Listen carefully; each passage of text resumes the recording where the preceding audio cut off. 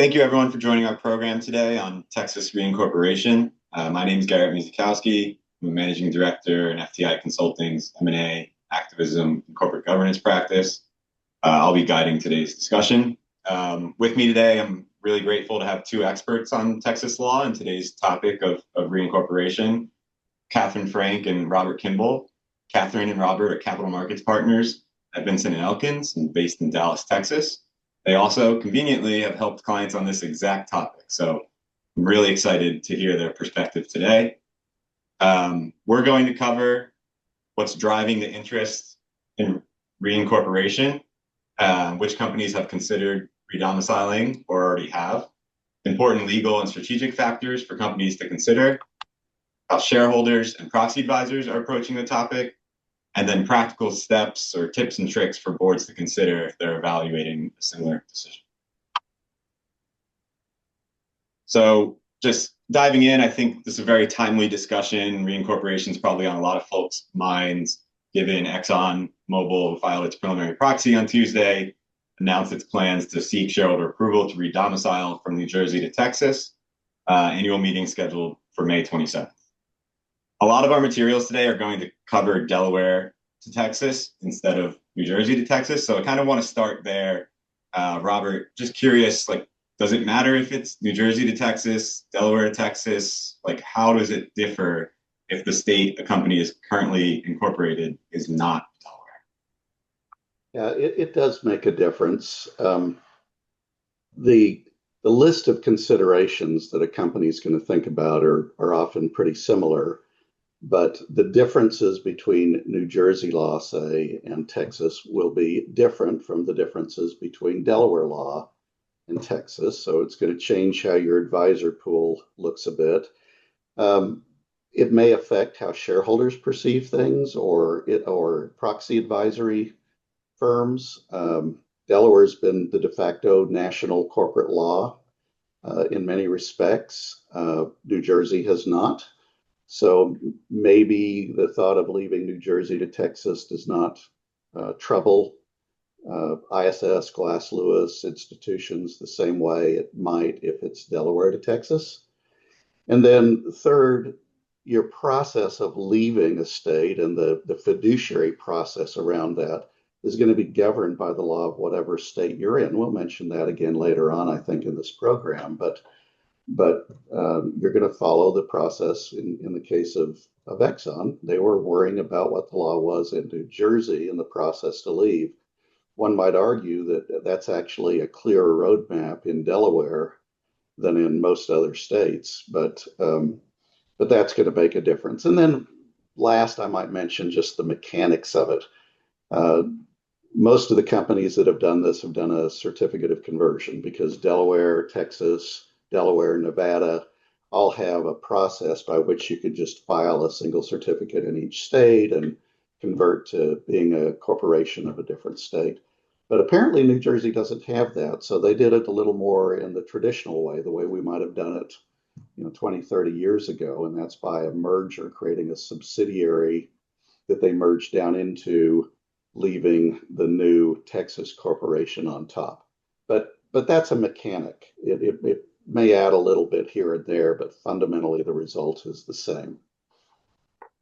So Garrett, that's kind of my piqued my lawyer's curiosity, quick view of New Jersey as opposed to Delaware and what Exxon's doing. But I'm wondering, what did you notice in their filing? What caught your eye? Yeah, I think a couple things. To me, first, in reading the proxy statement, it's pretty clear they had a sense of shareholder sentiment and what levers to pull to appeal to large shareholders. We'll get into this later in the panel, but it was very clear in drafting the proxy that the ExxonMobil team understood how their shareholders will assess this proposal.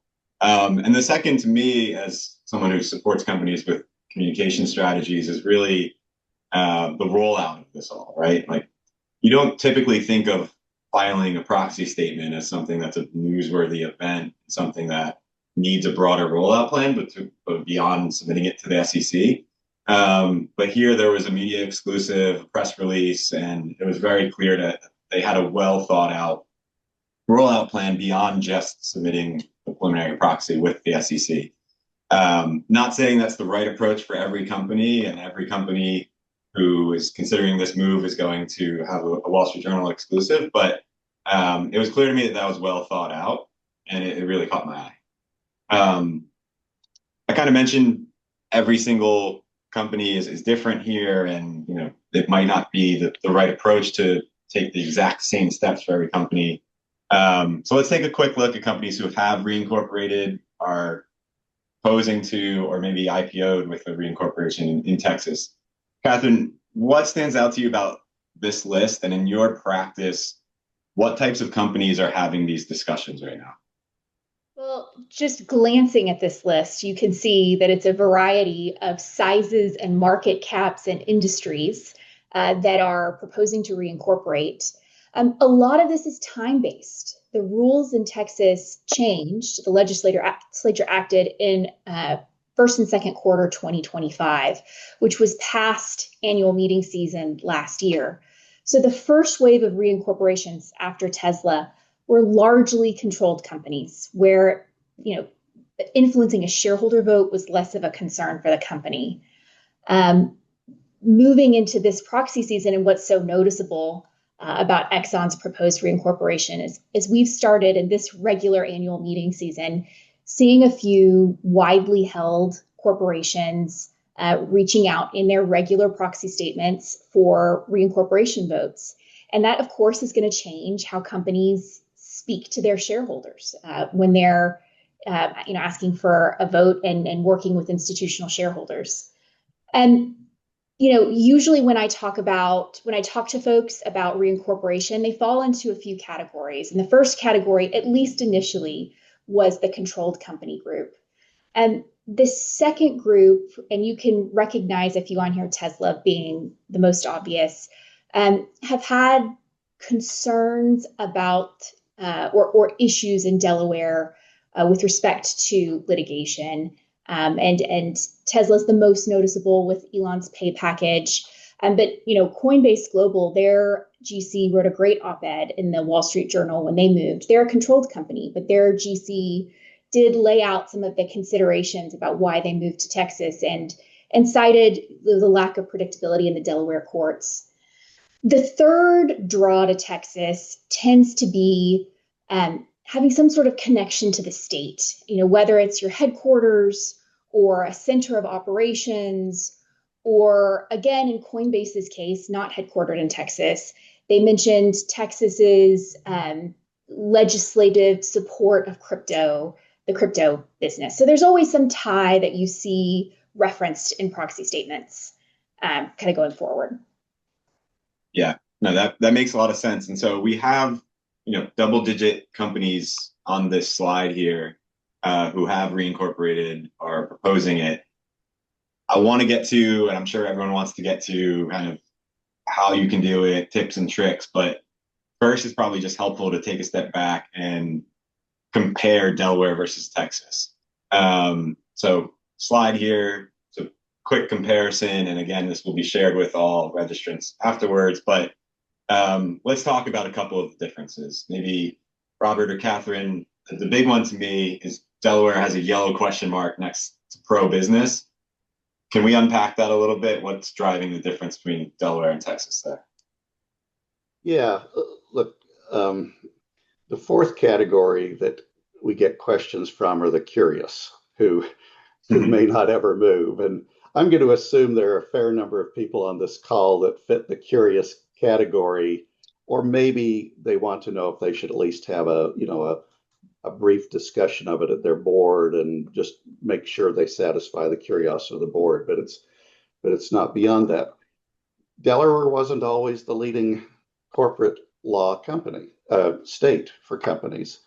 It got there through what some would say was good responsiveness to business, and what others said was a race to the bottom, right? So back in the 70s and 80s, you get the Ralph Naders and others of the world who are basically saying that Delaware, through its indemnification provisions and its exculpation provisions, had become way too favorable to management, and that management was being too insulated. And depending on your perspective, we're in another race to the bottom here. Delaware has shown by its very quick statutory responses to the Mullis case that put into question a lot of, I think, fairly typical shareholder agreement provisions. The combination of MFW and the review of related party transactions, particularly M&A with controlling shareholders, but then it expanded beyond that, and suddenly compensation decisions were getting subject to an entire fairness review, these heightened standards that developed, over the course of 40, 50 years. Things that I would argue that the chancellors who wrote MFW and some of the other cases never intended for it to be applied to some ordinary type related party transactions, but it increased the unpredictability. And you can debate whether the quality of the chancellery is consistent throughout, or whether you're relying too much on who you draw.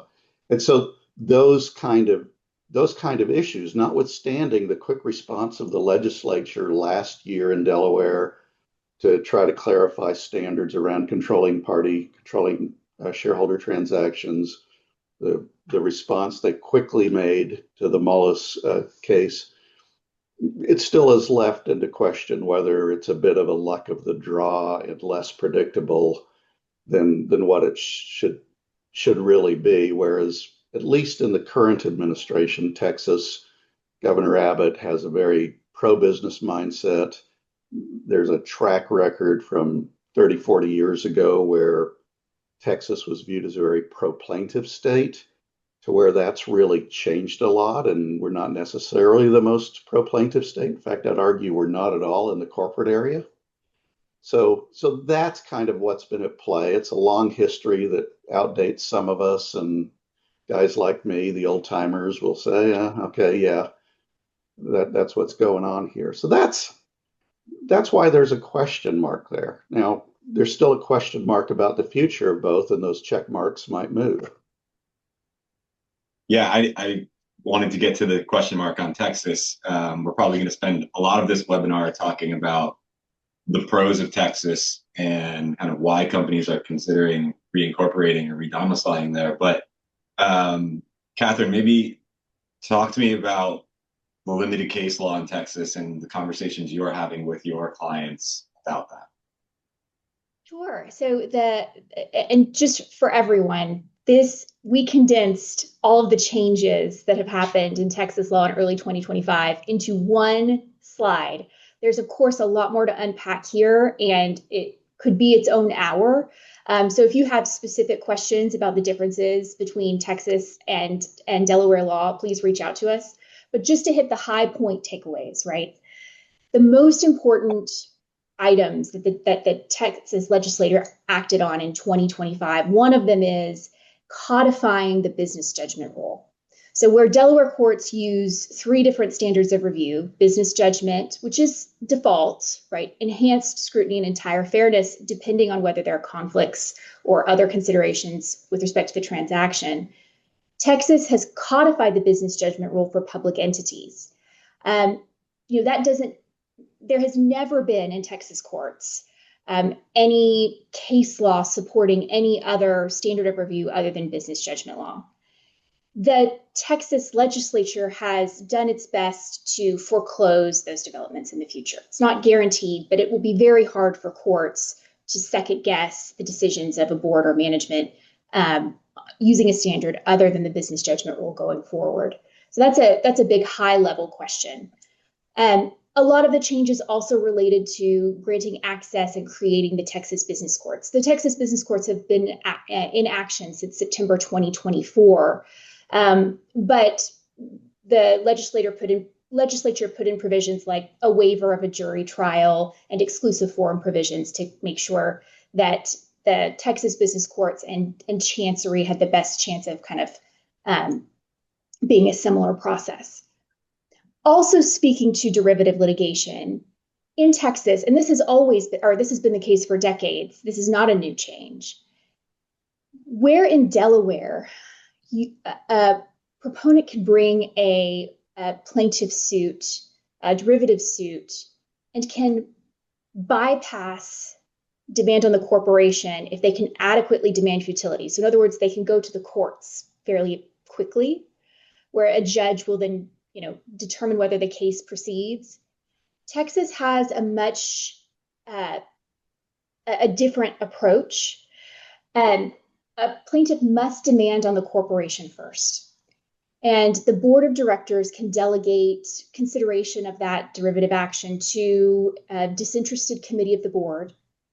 And that disinterested committee can determine whether continuation of the proceeding is in the company's best interests. And if it is not, it stops there.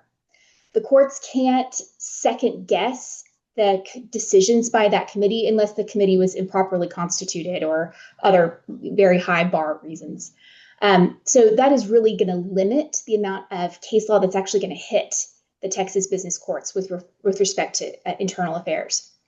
The last three items here are important because they are going to be discussed quite a bit when we talk about the campaigns going forward, because they have been the first two have been the more controversial changes from early 2025. The first is that Texas allows Texas public companies to set a minimum share ownership threshold up to 3% to bring a derivative claim. That would discourage plaintiffs like the plaintiff in the Musk pay package case, who I think owns something like 9 shares, from bringing cases like that. They also allow companies to set an ownership threshold of the lesser of $1 million or 3% for shareholders to bring or to submit a shareholder proposal to a public corporation. And then finally, one kind of notable difference between Delaware and Texas is that Texas requires a shareholder special meeting right, and the default is 10%. A company can raise that to 50%, but only in their charter. So 50% ownership threshold to call a special meeting.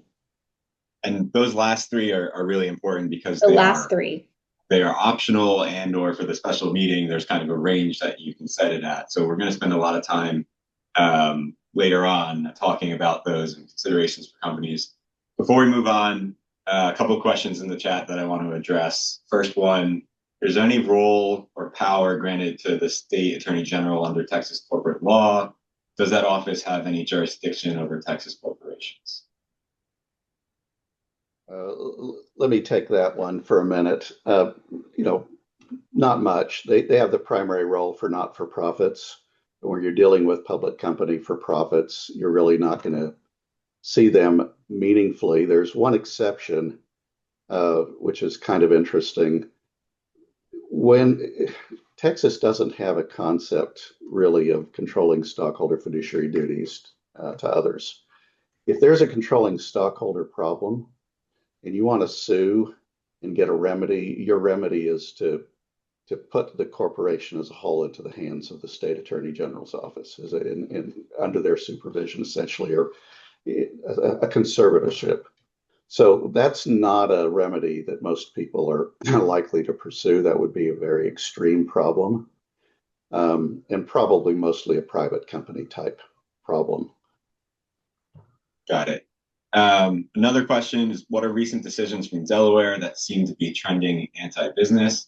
I am not a lawyer, but one that comes to mind for me is the Musk pay package decision, where shareholders approved his mega grant, if you call it that, and the courts decided after the plaintiff you mentioned with 9 shares, that the process had flaws in it because of affiliated directors. So that's one that comes to mind for me, repealing a pay package that shareholders approved. Robert, Catherine, any others that come to mind for recent quote unquote anti-business decisions? You want me to do that, Catherine, or do you want to do it? Go ahead. You mentioned a few.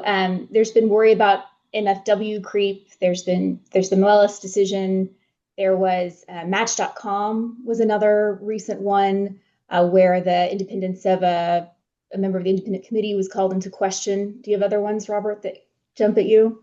Yeah. By the way, just on that last one, maybe we should mention that while both states have enhanced their clarity about what constitutes disinterestedness and independence, I would say just on their face that the statutory language in Texas is more protective of judicial second guessing than I think Delaware is. I think there's still some room to maneuver there that plaintiff lawyers will try to exploit. Look, you could also go to the TripAdvisor case, at least as it was in Chancery. Yes. TripAdvisor was trying to move to Nevada. That was the case that was known as the Hotel California case, the Hotel Delaware case. More properly, I guess. You can check in anytime you want, but you can never leave.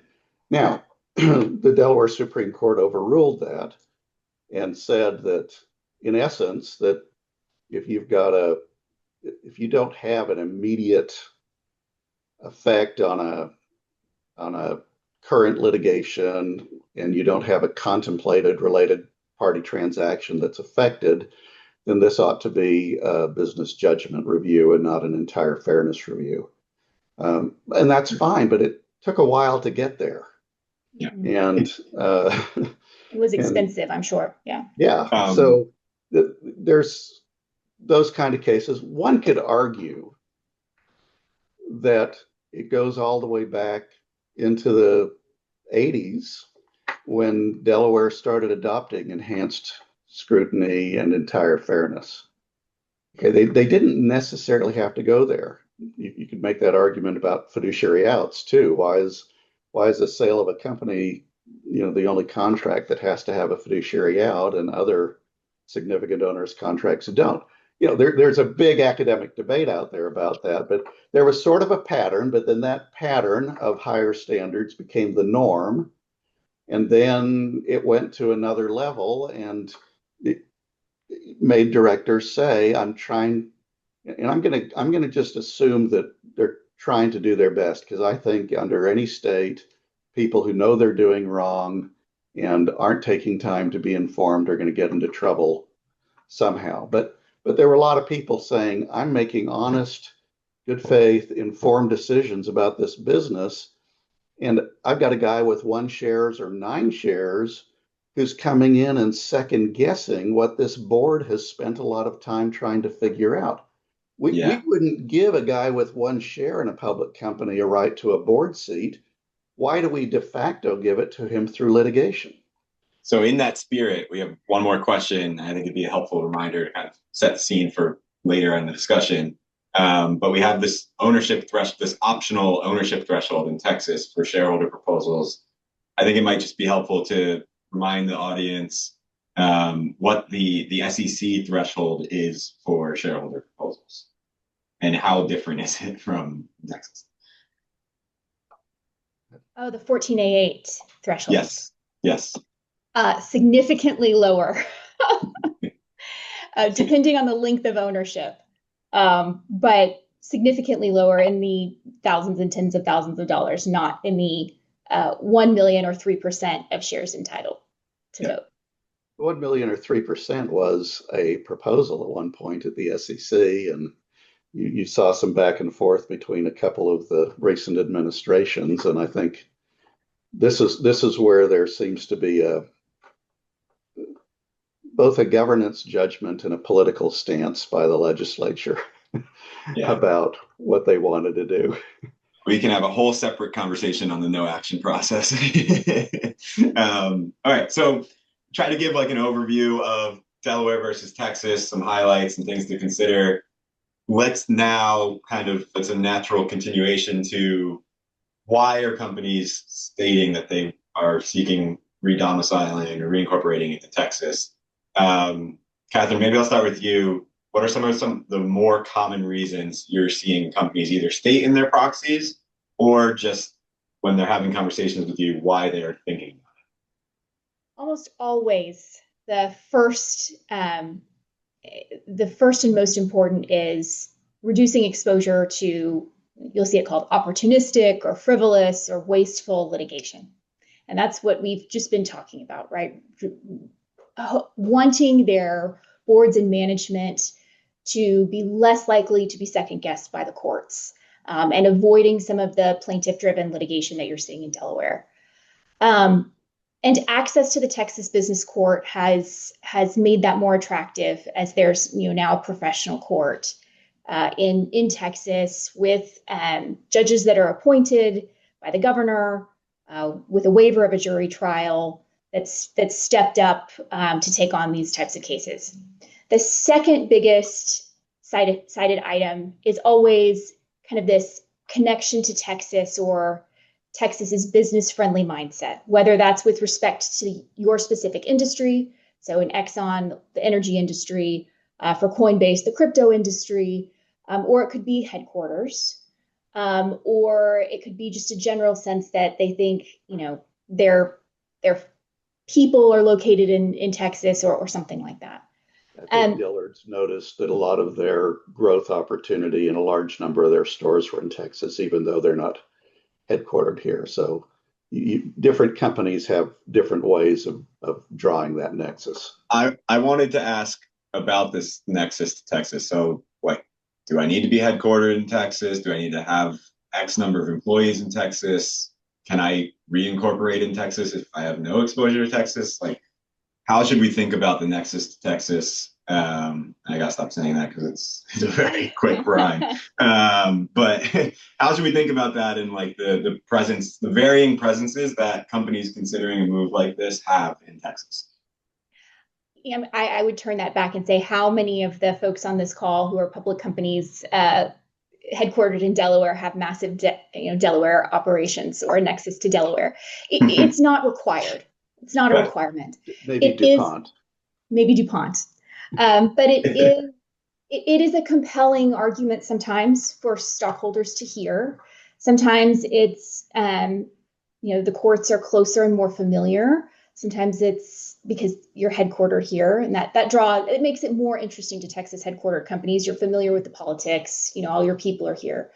But it's not a requirement. And again, I would go look at Coinbase, not headquartered in Texas, and they cited, friendly, crypto-friendly laws in Texas. So there's not a requirement that you be headquartered here or have operations here. It can help, and it can help on some of these optional provisions, and we'll talk about the shareholder proposal threshold. But it's not a requirement. I think some people who say it feel like, I'm going to guess some of these bigger companies feel like maybe it gives them a little better access to the legislature, that they may have a little better home court treatment, if you will. And it's an interesting question, because when you look at revenues from corporations, Delaware is, I think 30% of their government funds come from the corporate franchise tax. And in Texas, it's pretty minimal. On the other hand, they get a lot from oil and gas, so maybe that favors Exxon. I don't know what they get from crypto, but Texas legislature meets every couple of years. They've got a lot of other things on their mind besides this. So there's an argument, I think, a Delaware company could make that says, gee, Delaware looks like they can move pretty fast when the legislature needs to fix something. Will Texas do that? They did a bunch of changes last year, but is that a one-off, or is that something that they're going to continue to improve regularly? And I don't know the answer to that. Got it. And then last question for me on this, Robert, you advise clients both Delaware and Texas law. Do you have a view whether Delaware or Texas is the better place to be for transactions with a controlling stockholder? Yeah, if I were just, if you're coming out the door with a controlled entity and you're not getting a reincorporation vote and going through all these other issues, I do think that the structure around transactions with controlling persons is more deferential to the board in Texas than it would be in Delaware. Although Delaware's changes last year to Section 144 really moved the needle a long ways compared to where the case law was. But it's because you've got, first of all, you've got the business judgment rule.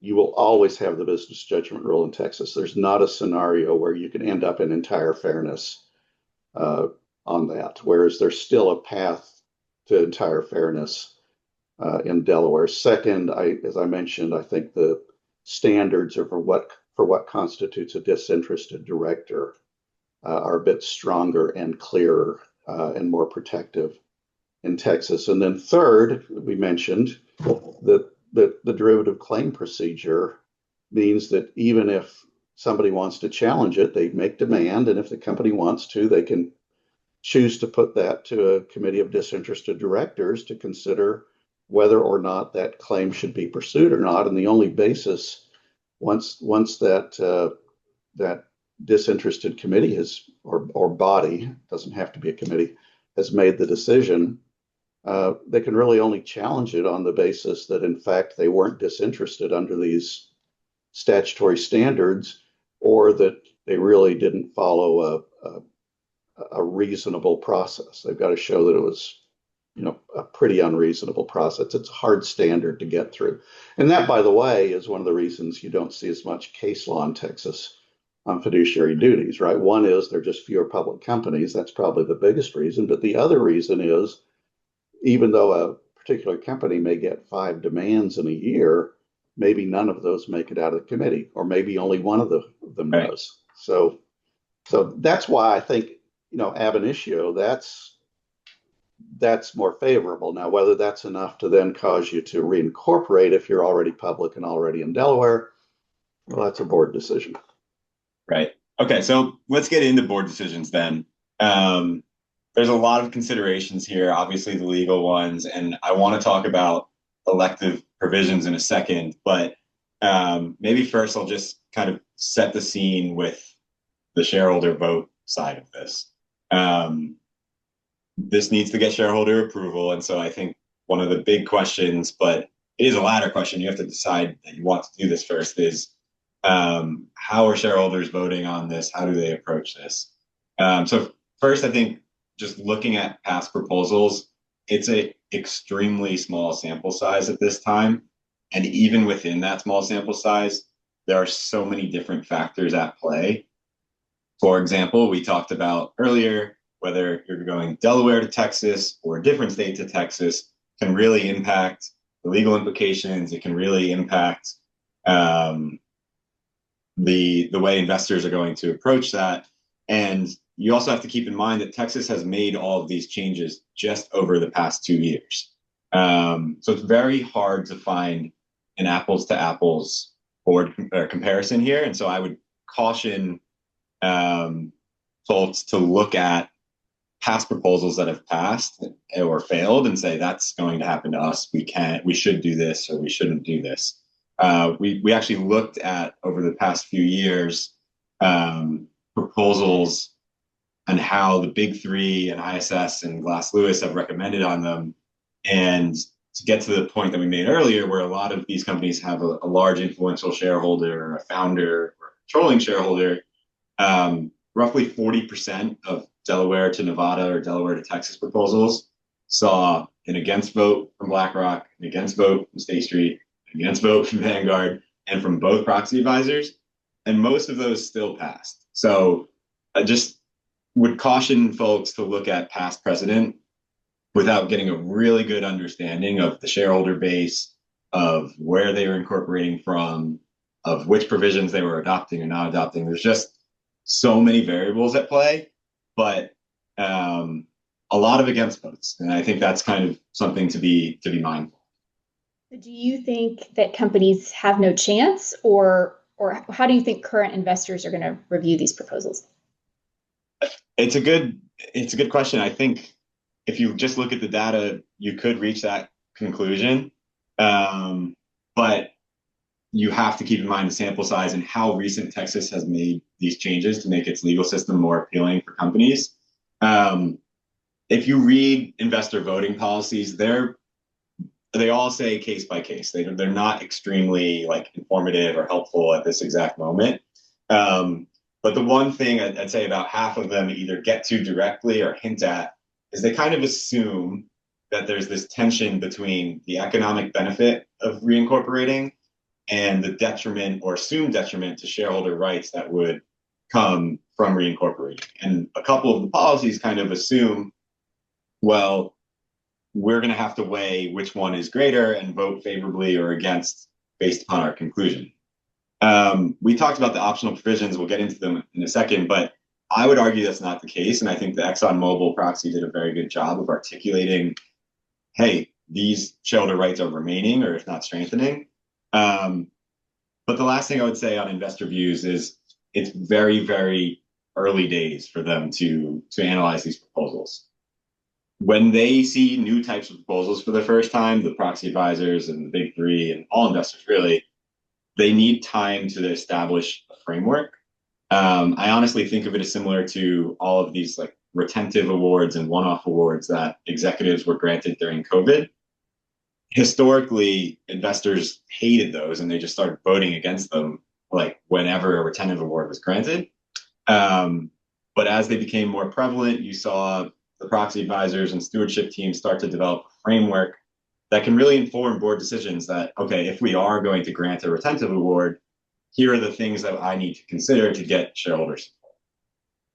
In this case, though, the things we need to consider are these elective provisions. And so before we get into like how shareholders think about the elective provisions, Catherine, how do they work? Like tips to think about when you're implementing them, traps that you can fall into? Sure. So I will note that 3 of them have seemed to be fairly non-controversial. The waiver of the jury trial in the Texas business courts, the exclusive forum to the Texas business courts, and then the special meeting threshold. The special meeting threshold allows you to adjust the shareholders' ability to call a special meeting anywhere between 10% and 50%. And we're seeing these widely held corporations pick some number between 10 and 50% that may match what they used to have in their bylaws as a Delaware corporation. So those 3 seem to be fairly standard. You take the waiver of the jury trial, you take exclusive forum, and then you set your special meeting threshold at kind of wherever it was while you were in Delaware. The 2, although, Catherine, we should note that has to be done in your charter. It's got to be done in your charter. And unlike Delaware, this is a statutory right that is not limited by purpose. So, correct. In most Delaware special meeting bylaws, you can call a special meeting, and assuming you're not classified, as most aren't, you can remove directors, but you generally don't have the right to replace directors in that same meeting. You have to wait till the annual meeting and run your proxy fight. And as you saw in the Elliott campaign against Southwest Airlines, which is a Texas corporation, they asserted the right to both remove and replace in the same meeting. And if you're looking at Texas, you should have a discussion with your Texas council whether you have any ability to play with additional ownership requirements beyond those in the statute, and whether you have ability to try to limit meetings. But I think you'll see the precedent, with maybe one exception, is that people are not acting as though they have that ability. I'm also going to note, out of the 5 provisions I'm going to go over, waiver of jury trial, exclusive forum can both be handled in bylaws, but the special meeting threshold must be handled in the charter. So that is you've got to get that right when you're reincorporating or when you IPO, because it's going to be very hard to change later. Let's jump to the 2 more controversial proposals. As a reminder, they are the 3% threshold to bring a derivative action that can go in your bylaws, and then the minimum ownership threshold for shareholder proposals, which can be the lower of 1 million and up to, and 3% of ownership. I will note there are 2 other requirements to take the shareholder proposal threshold. You must also either be headquartered in Texas or co-listed on a Texas stock exchange. And so when we talk about the NYSE Texas, the NASDAQ Texas, and the Texas Stock Exchange, the TXSE, at least part of the reason that they're now headquartered here in Dallas, this is Dallas behind me, is to take advantage of this shareholder proposal rule for companies that are not headquartered in the state. So those are the 2 that are more controversial, and you've seen these widely held corporations over the past month take conservative positions generally with respect to those two provisions. Meaning that they did not adopt into them, or if they did, it was at a low threshold, not the maximum threshold in the statute. Or in the case of Texas Capital Bank, they asked for a shareholder advisory vote on the shareholder proposal threshold before they adopted it. So there are a couple of different ways that these corporations are thinking about those two elective thresholds. But I'm curious, Garrett, how would you advise a board thinking about those elective provisions? Yeah, I think it goes back to kind of this perceived tension. I'm not going to say that it is tension, but this perceived tension that shareholders have of reincorporating and the economic benefit that could come with it versus potential lessening of shareholder rights. And so I'll start with the special meeting, actually, even then move to the shareholder proposals. In general, on the special meeting thresholds, investors usually currently, and for Delaware incorporated companies, prefer for that threshold to be anywhere from 10 to 25%. And so when you think about reincorporating to Texas and wanting to, either not lessen or ideally appeal to your shareholders' preferences for shareholder rights, that's worth being mindful of. Between 10 and 25% is generally that threshold where shareholders will deem that at an acceptable level. The other thing I would say, I think the advisory proposal you mentioned is really interesting. What I would say going into an advisory proposal or a binding proposal is you should know your current shareholder sentiment on the board, shareholder rights profile, general shareholder engagement before going into this process. Yes, this webinar, we were talking about how shareholders assess these provisions, but this vote for a shareholder doesn't happen in a vacuum, right? The history matters, the relationship a shareholder has with your board or your management team matters. There's almost a sense of trust here, and we can talk about in a second, the process that leads up to requesting a shareholder vote here. But I think the engagement, the true sense of knowing how your shareholders feel and knowing how your shareholders might think about these higher thresholds is really important. Catherine or Robert, any thoughts on those advisory proposals? I think I'd imagine some of the audience is probably wondering, could be a good idea because you get shareholders' opinions, but what if I fail the advisory vote that I chose to put up? How do you think about the advisory proposal and why you would or wouldn't put it on the ballot? It's really interesting because these three, and when I talk about three, I'm talking about Texas Capital, ArcBest, and Exxon, have really handled these differently and have taken very different strategic approaches. So, and I have to assume that's after shareholder engagement and getting responses from their shareholder base. ArcBest expressly opted out of both thresholds in their charter. So to reverse their position, it would take a charter amendment to take either of these thresholds. Exxon took the middle ground. They just chose not to opt in. And that, because it's a bylaw provision, it doesn't foreclose them from taking them in the future if the tide of public perception or their shareholders' perception turns, right?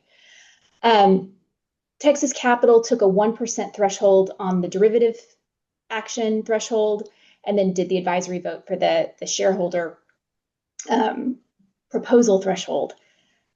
Like I said, I think these are all very conservative positions.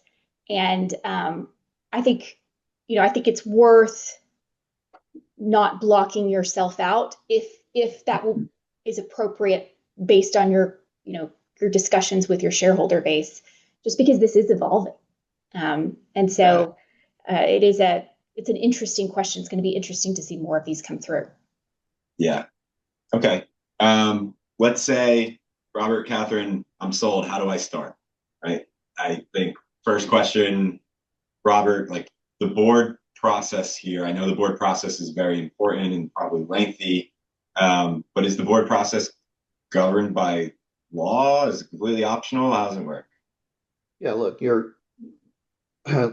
first thing is if you're thinking of going to Texas, your whole process of thinking and recommending is governed by the state of where you're incorporated. So we mentioned that in connection with Exxon and New Jersey law. You're going to think your way through whether or not you want a special committee, whether you think there's a interest that rises to a level that would create trouble if you're in Delaware under the Supreme Court's TripAdvisor opinion. Is there a contemplated transaction that you want to get into a special committee in order to, avoid entire fairness review, for example?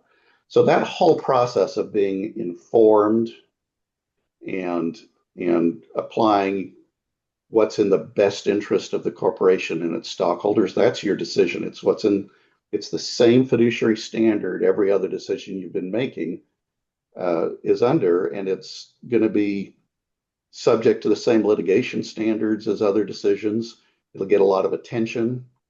So it may get litigation, although I think the post TripAdvisor Supreme Court and Rule 144, I'm hoping that that's a downturn in some of the challenges that happen in Delaware. But it's your current state that governs that. You're going to need your good advisors that have that knowledge.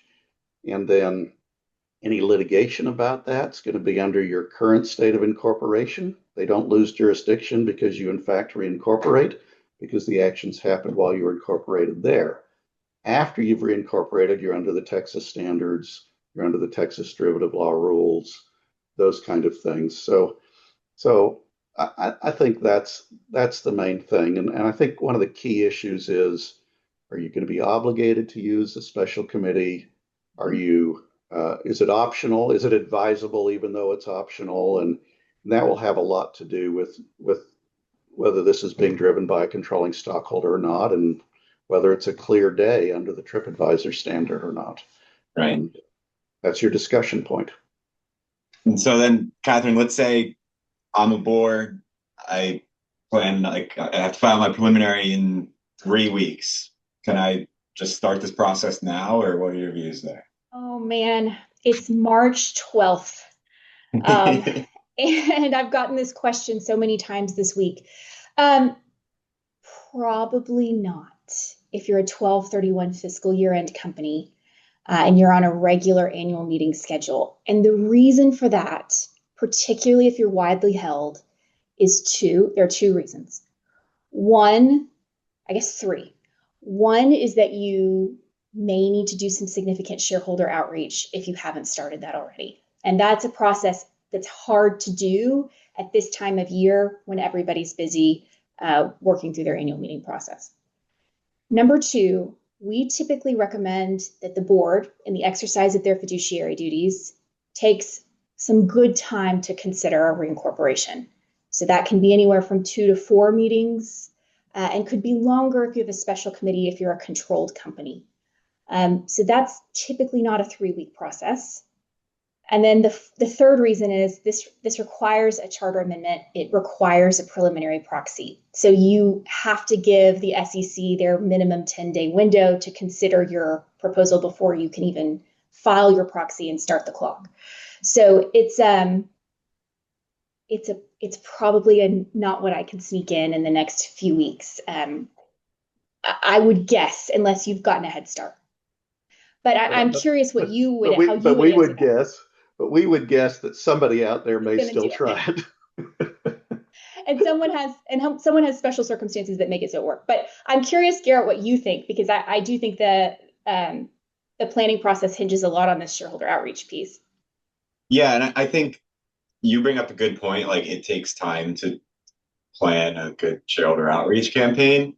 I think the other factor is just realizing how new of a topic this is for shareholders. Like, your shareholder base is going to have a better established view on this in the 2027 proxy season cycle than they do right now. Like, if I was a betting man, like, I bet ISS, and like when I was at ISS, I would help develop those policy surveys that they'd send out every year saying, here's a new trend we haven't thought about before. We're considering how we should update our policy. Let's go survey the market and see what investors think. I bet you this fall, ISS and Glass Lewis are going to be asking the investors and their clients at large, like, how should we approach reincorporation? And there'll be a survey in the fall. There'll be the results of the survey. There'll be an updated policy from ISS and Glass Lewis. The same is true in that you have that time to go talk to your shareholders and say, what do you think about reincorporation? Have you seen things that you like or don't like about reincorporation? And so I think from that sense, like boards, you mentioned the board process, and I was like, ideally you have a pretty like 4 or 5 meetings and it takes time to reach this decision. I think that dovetails pretty well for boards considering this now. If you're starting that process, by the time you're going to be putting this to a vote next year or consider a special meeting, like you probably will have more clarity, especially if you engage directly. Like you'll have more clarity from your shareholders in terms of how they think about the topic. And to me, that would be like, I would want that sense of clarity if I didn't already have it before I put this to shareholder vote. Any other planning considerations, Robert or Catherine, that are on your minds before we maybe move to closing thoughts? I would say, we've mentioned how Texas, the TBOC has opt-in, opt-out provisions, and certain things have to be in your charter. There are more. Find really good Texas counsel who understands that and can help make sure that that's right the first time, because it will be very hard to change. All right, let's move to closing thoughts. Sorry, let's keep it here. But closing thoughts, maybe I won't hold you to a prediction, Robert, but any wrapping thoughts that you have? First of all, Garrett, you are right that there's an education that has to go on at the proxy advisory firms, at their advisors. We've got a lot of great, smart in-house and outside lawyers on this presentation who I expect are curious about that very thing.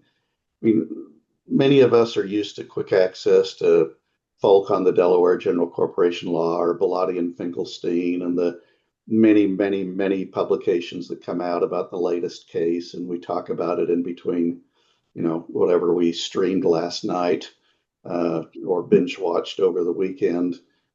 There may be a few serious ones around on the call that actually go straight to the cases before they hit the streaming. But Texas, Nevada, California, Washington, New Jersey, they're not lunch conversation day to day in that way across the nation. So, there's something that to be said about having a de facto national corporate law that provides that common ground. And I think Texas knows that there's a lot of learning to do, including overcoming some old perceptions that are inconsistent with the way the law is. And so that's part of the purpose here. These provisions we're talking about, the right to vote, to sue, and ultimately to sell. Nobody's talking about limiting the sell part except the SEC from time to time. These are not fundamental or inherent rights under the Constitution of any state or the U.S. These are statutory creations, as corporations are, and the way these rights are allocated has always been defined first by statute and then by judicial interpretation and development. And, different states are going to come to different balances there in terms of what's the right way to encourage a business entity that is so good that even the people that advocate against that business entity form themselves as a corporation. They just do it as a not-for-profit with a different purpose. But it's a great way to amass money for large projects that all of us have benefited from in various ways. And how you balance that out, it's what the legislature is there to do, and it's what the judges are there to do. So we probably should have a disclaimer that this is not most people's lunch conversation, but it is Robert's lunch conversation. That is very helpful. Catherine, any closing thoughts from you? Just two reminders. Number one, just because you move from Delaware to Texas does not mean good governance changes. There are not going to be significant differences in how you run your board from day to day or run your company between Delaware and Texas. There will be changes around the edges, but we still have duty of care, duty of loyalty, also have duty of obedience in Texas, but those principles remain the same. Yeah. The second thing I'd note is we don't really expect this to be a flood. We expect each company to have its own facts. And what we hope to do here is to help create more of that culture of understanding around Texas law and set a baseline so that each board and each company can decide what's best for their stockholders. Because that's the name of the game. Garrett, how about you?